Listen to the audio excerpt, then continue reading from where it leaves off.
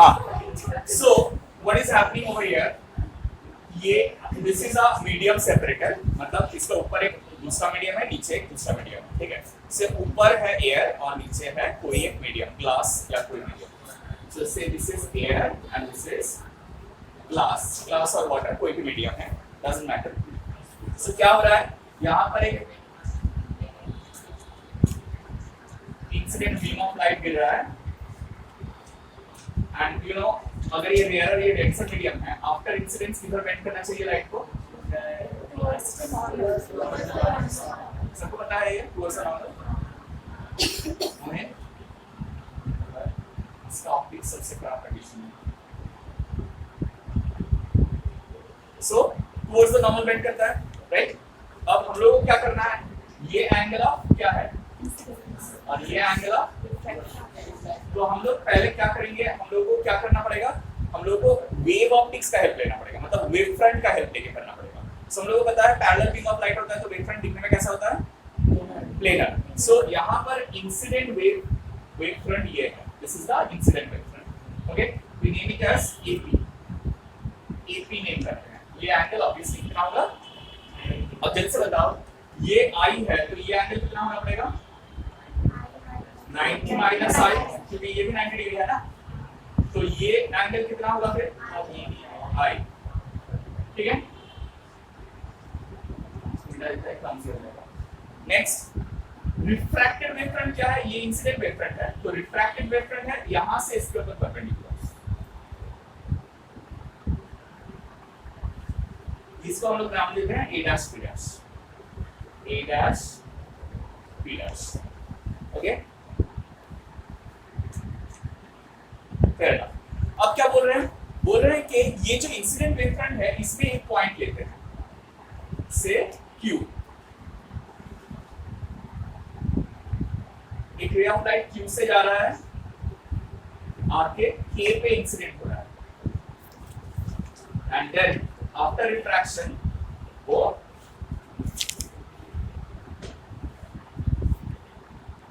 ऐसे निकल रहा है Q डैश से।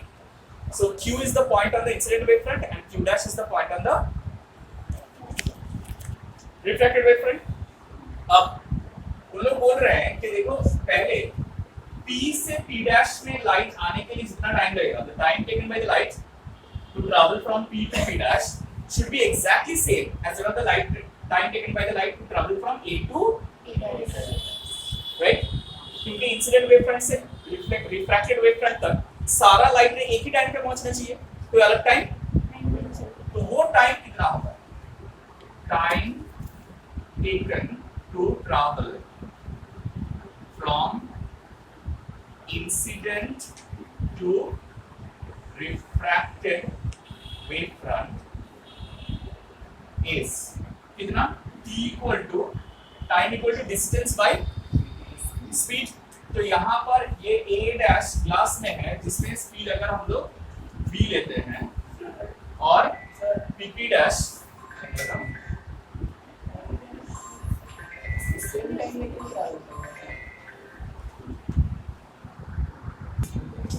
Okay. So did you understand क्या हुआ, क्या ओ सर वेव फ्रंट इसे हम लोग डिफाइन कैसे करते हैं, पहले वेव फ्रंट का डेफिनेशन बताओ मुझे। What is wave front? Vibrating in the phase. तो सेम फेज में अगर वाइब्रेट कर रहा है वो, तो वहां पर डिस्टरबेंस सेम टाइम में ही पहुंचना पड़ेगा ना, कोई दूसरा टाइम में डिस्टरबेंस पहुंचेगा तो सेम फेज में कैसे वाइब्रेट कर लेगा वो, नहीं। तो ये सारा पॉइंट्स जो है ना एपी के ऊपर, सारा पॉइंट में लाइट एक ही इंस्टेंट ऑफ टाइम में पहुंचा है, समझ में आया ना। और ये अगर रिफ्रैक्टेड वेव फ्रंट है, इसका मतलब ये भी है कि सारा पॉइंट्स में ये a dash Q dash P dash सब जगह में लाइट एक सेम इंस्टेंट ऑफ टाइम में ही पहुंचा है। P डैश जो है वो वाला जो लाइट है वो तो एयर में है, राइट, तो इसलिए स्पीड ज्यादा है, तो इसलिए ज्यादा डिस्टेंस ट्रैवल कर रहा है, और इसमें स्पीड बढ़ गया है इसलिए वो कम डिस्टेंस ट्रैवल कर रहा है, समझ आया ना। अब is that clear, clear to all of you. अच्छा अब क्या बोल रहे हैं, देखो अब बोल रहे हैं कि यही वाला टाइम अगर हम लोग निकालना चाहते हैं किसके लिए, क्यू क्यू डैश के लिए, जो लास्ट क्लास में किए थे रिफ्लेक्शन के लिए भी, कि therefore now taking any ray q a q dash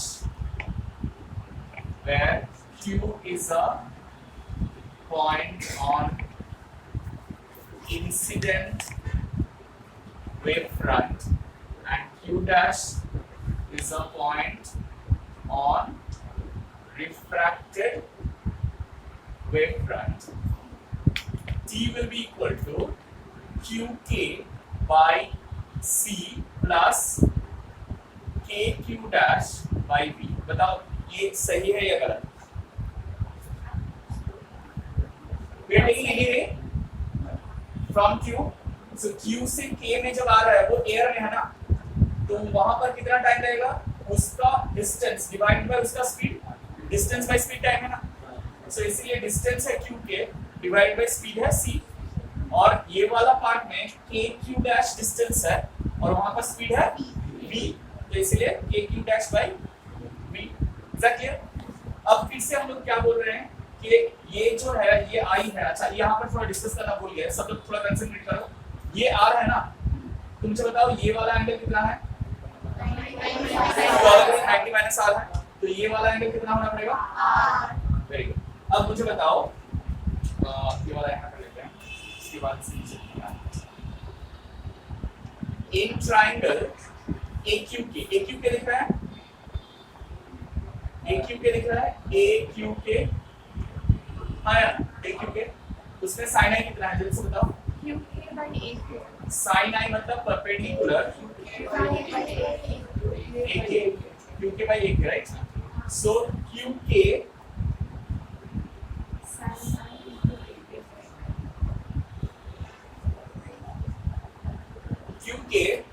is equal to AK sin i, alright? And in triangle कौन सा ट्रायंगल? R कहाँ पर है? अरे वाह, thank you. K P dash Q dash sin R कितना बनेगा बताओ?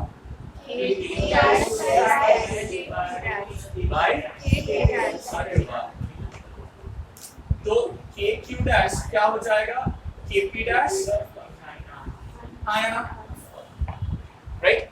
अब ये दोनों की जगह हम लोग इसको सब्स्टिट्यूट कर रहे हैं कि QK is AK sin i, जल्दी यार जल्दी कर, sin i by C plus ये क्या हो जाएगा? KQ dash KP dash, thank you, KP dash sin R by V.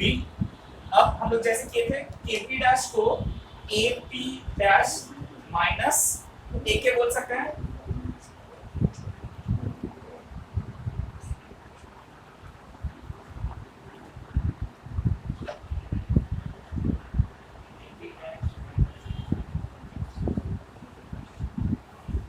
Minus एक है.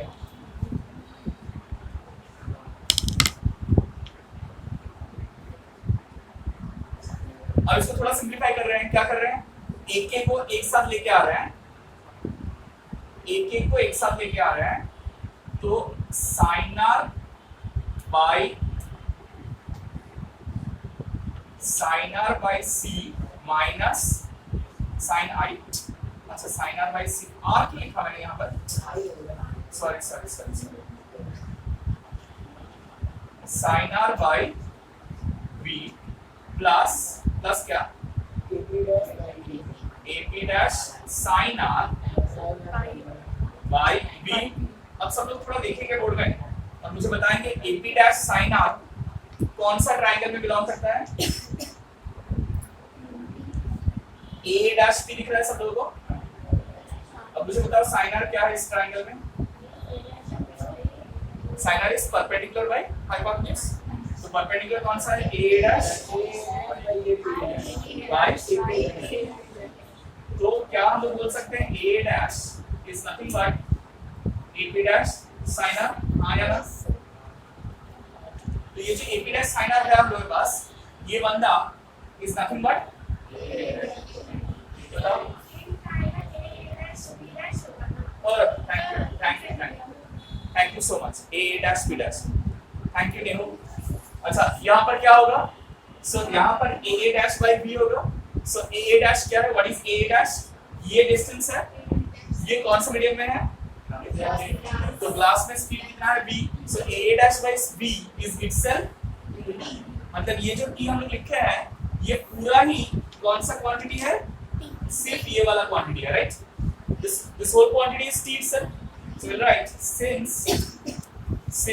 ap dash sin r by v is equal to a dash by v is equal to t, therefore मतलब यही अगर t है तो therefore ये वाला quantity क्या होना चाहिए? जल्दी से concentrate everyone, this is the most important part, जल्दी से everyone on the board, home board में थोड़ा ध्यान से, ये पूरा एक्सप्रेशन t का वैल्यू निकाल रहे थे ना हम लोग, तो ये खुद ही अगर t का वैल्यू का इक्वल है तो ये वाला क्वेश्चन ही आंसर दे दे तब हम इनको समझ में आएगा ना कि कोई समझ रहा है या हम ही समझ रहे हैं, हम ही कर रहे हैं, हम ही समझ is equal to 0, इसका मतलब क्या है? this is equal to 0, so what can I say? sin I by is equal to c by v, and you know c by v is ratio of speeds of light is what you call the refractive index, hence Snell's law. So that is how you take the help of the wave optics to prove the basic rules of ray optics. So wave optics is valid, and now we need to see कि wave optics में extra क्या है. Okay, quickly ये जल्दी से बना लो, उसके बाद बता रहे हैं.